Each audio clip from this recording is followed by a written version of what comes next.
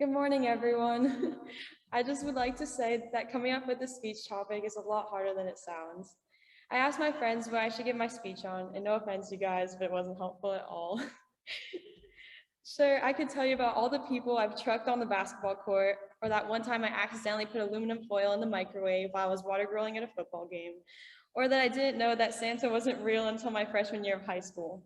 But I wanted to tell you about something that had a purpose, so here we go. I'm one of the most indecisive people ever.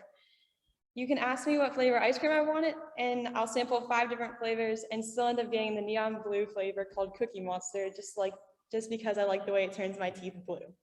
Basically, decision making is not my forte. Everything right now seems very uncertain and almost as if it's moving by so fast.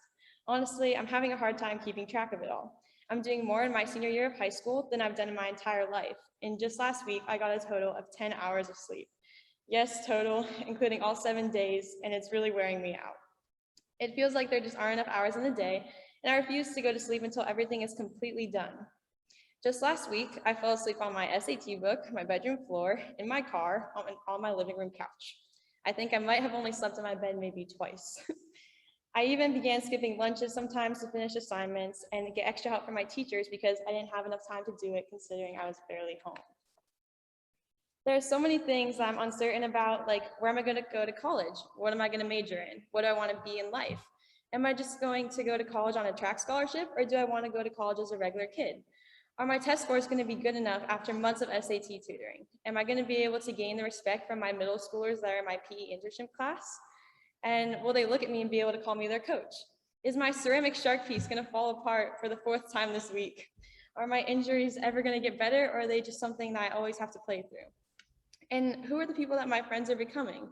Will I be good enough Will I be a good enough social media director for the gauntlet so I don't let down my team?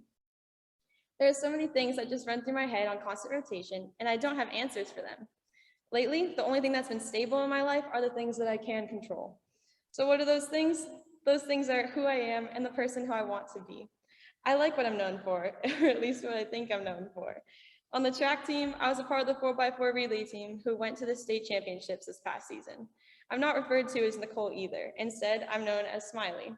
My coaches laughed at me last season because I'd pushed myself too hard in practice one time, to the point where Senor Wolcott had to physically lay down on the track next to me and do breathing exercises just to get my lungs going again.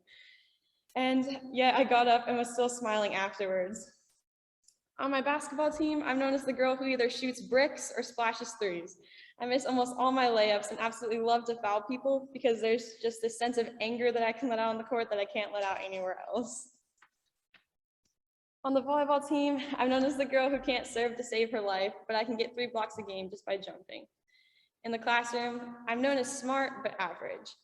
I mean, come on, I'm taking my first AP class as a senior, but I've still had to work just as hard to get every single A as the AP kids do. I know the person who I want to be, so I try my best to be that person. I don't want to meet everyone's expectations, I want to exceed them. I want to impress people and show them how smart I really am. And sometimes I can be a little gullible and spell words like croissant wrong, but that doesn't make me not smart. Personally, if you ask me, I think it adds personality. So no matter how much uncertainty we have in our lives, or when you don't know what's happening or what you need to do next, you need to not lose track of the person that you are. Because the moment you do, you'll start to go down the wrong paths. You don't have to, you need to have goals and you need to know where you want to end up. It doesn't matter that you don't know how to get there yet, but you'll figure that out sooner or later. When it comes time, you have to start making decisions that determine your whole future. And by that time, you'll have to know what the right answer is. However, right now, the only things that you can control are the things that are controllable. So I'm no longer gonna sit here and let my brain flood itself with hundreds of questions that I can't control because I don't have answers to them. To an extent, you can't control whether a college will pick you or not. You can't control the way people feel about you.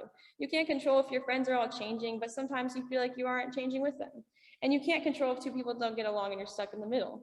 So people are always going to be better than you in life, and unless you put yourself out there to be the best, you never will.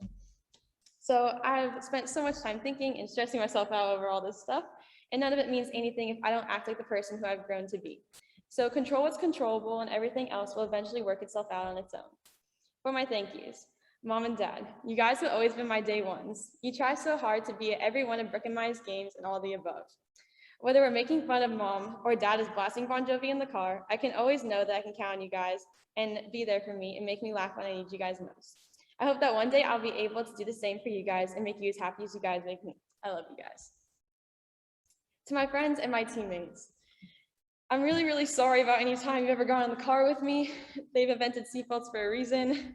You guys are always down to do my crazy ideas with me and even save me from drowning quite a few times. So thanks for saving my life, I guess. You guys make it so easy to be myself, regardless of all the stuff we've been through. And you guys are the real reason I've fallen in love with high school. To my teachers and my coaches, you've all done so much for me, and I'm truly sorry if I've ever fallen asleep in one of your classes. You've all been so supportive over the years, and you've all taught me to exceed the expectations of others and push myself further than I ever thought I could. There have been days at school and practice where I both mentally and physically were not at my best, but all of you guys always made an effort to make my days a little brighter and showed me that I could do anything I put my mind to, even when things are challenging. To Brookie, I saved you for last because I didn't think I'd be able to hold it together for this part. You've always and will always be my best friend, and you come before anyone else in my life. I'm not gonna lie, you should have been the older sister because it seems like you look out for me a whole lot more than I'm able to look out for you. However, you're the one person I'm going to miss most when I leave for college. Who's gonna tell me my outfits don't match, go on coffee runs with me, scream music at full blast in the car, and let me steal your snacks? The answer is still you. Just because I won't be here all the time doesn't mean I won't come see you every chance I get. Thank you for being my best friend, and I love you. Thank you.